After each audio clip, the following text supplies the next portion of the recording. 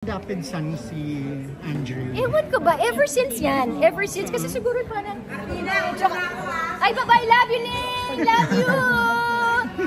Kasi diba yung itsura niya, parang itsura ni Maverick, yung mistusuhin, yung ganyan. So, matagal na kaming close ni Andre. So, lagi ko na siyang, parang naging running joke na namin siya na he's part of the family. Na gano'n. Matagal na yan, ilang years ago na yan. Si Andre lang adopted.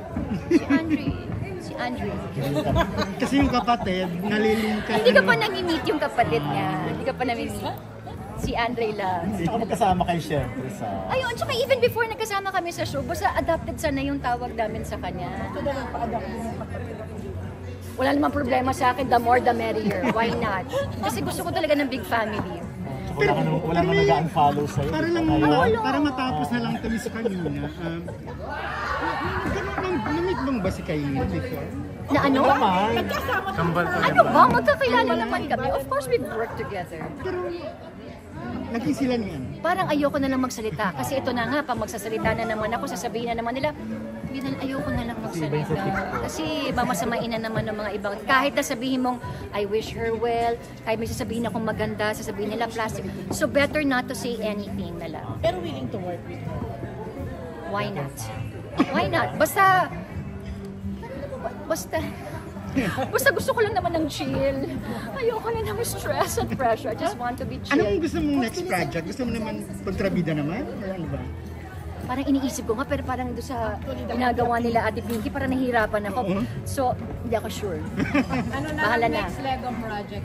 Ay, may ginagawa ko ngayon, Eiffel Tower. Ayan, kasi binigay sa akin ni Cassie yun. I think that's the tallest and largest Lego set. So hopefully by December. Hopefully. Ilang oras bawat isa niyo? Depende sa laki. Siguro mga 1 week. Laban mo na na sariling bahay.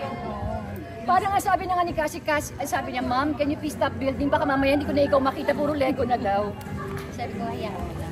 Ano ba yung next? Parang may mga corner-corner naman sila. Ano ba yung next projects ng Twins? If meron. Malalaman natin yan. Kasi may mga May offers. kanya-kanya na rin silang project. Oh yes, oo. Pero antay-antay lang kami. Nung binigyan lang ako ni Maverick ng Lego. Oo. Actually, nung bata ako, alam mo yung pag bata tayo, nagle-Lego-Lego, ganun-ganun lang. Tapos si Maverick, when he went to Singapore, mahilig kasi ako kay Winnie the Pooh. May nakita siyang Winnie the Pooh na Lego. Tapos binigyan niya sa akin, hindi ko lang siya binibuild dahil nga busy-busyhan ako. One and only Dr. Annalyn Santos, star of the new generation. Let's all welcome Jillian Ward! Sa totoo lang, first ever po nagkaroon ako ng role na doktor. So pinaka-crucial po dyan talaga nung una akong nag-start as Dr. Ken Prado was yung kung ano si Dr. Prado. Hindi ko alam kung kailangan ko bang magpanggap na ibang tao para maging isang doktor or magiging ako pa rin yung sarili ko na doktor lang. Kumbaga parang ganon. And then dahil sa tulong syempre ni Direct Ed ng production, sooner or later na-figure out ko kung ano ba si Dr. Ken Prado. Na maging natural ka lang kung sino ka and pinaka-crucial doon yung mga medical terms. Kasi sa medical terms, hindi na po kayo makakapag-adlib eh. And at the same time, may mga doctors po kaming on set na talagang ibibigay sa inyo yung pinaka-medical terms na dapat sabihin nyo na hindi pwedeng magkulang. So, doon naman sa second question, ano nga po yung second question? What specific dream that you have achieved out of this show? Well, unang-una po ito po, nung nag-host po ako.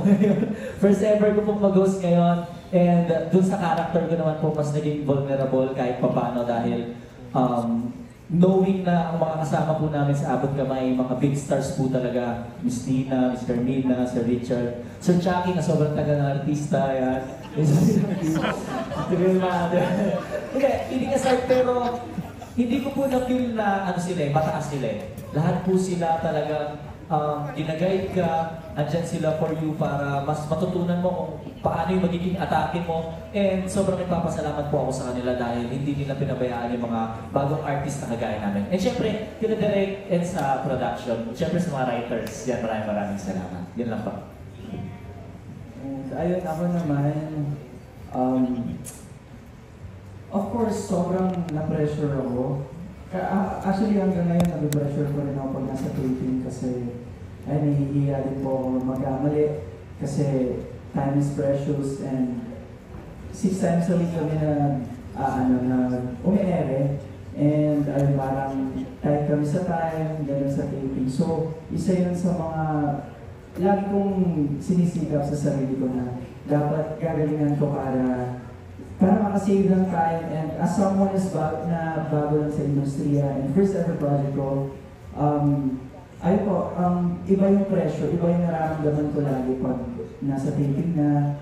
And di nawawala yung kaba, yun pa rin. And thankful ako syempre kasi yung mga co-stars ko, kahit sobrang tagal na nila sa industriya, hindi nila ako pinapiraan. Kumbaga, yung supportahan dyan, and yung mga advices nila, yung mga payo nila sa akin, yung mga turo nila sa akin, and kila direct, of course, sobrang haba ng pasensya nila sa mga boses natin, and also sa mga staff din na tinulungan din ako para buuin kung sino si Regan Tibayan and kung sino si Jeff Moses ngayon. And masasabi ko na malaking parte sila sa buhay ko.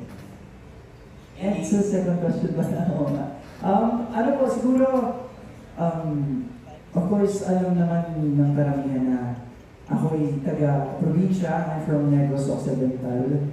So, sobrang bago sa akin lahat ng pangyayari dito sa Manila sa work, especially kasi dati sa probinsya sobrang simple lang ng buhay ko, but ngayon keeping up sa showbiz, masasabi ko na challenge talaga ako, and thankful ako kasi ang daming naidulot na lesson sa akin. And ayun, ang maging isang artista ay isang malaking pangarap, and natupad na ngayon. And thankful ako na from probinsya, ayun, kaya ko nang tumayo sa sarili kong paa ngayon dito sa Manila. Thank you po. Yes. Oh, right. Alright. So yes, at first I did feel pressure, especially during our look test. Remember when it's the first time we just met each other? I honestly just had my own area. I was shy because look, I'm around big names, people who are, idol ng lahat, and very talented actors and actresses. But like what they shared earlier, one other way for it na mawala yung pressure is just being close and being open. Especially, we all know that this is a medical drama, it's very heavy. What makes it fun and light is off-cam, is whenever we share personal things, or whenever we do those TikToks. Kaya don't forget to follow, like, yung mga pages na you can see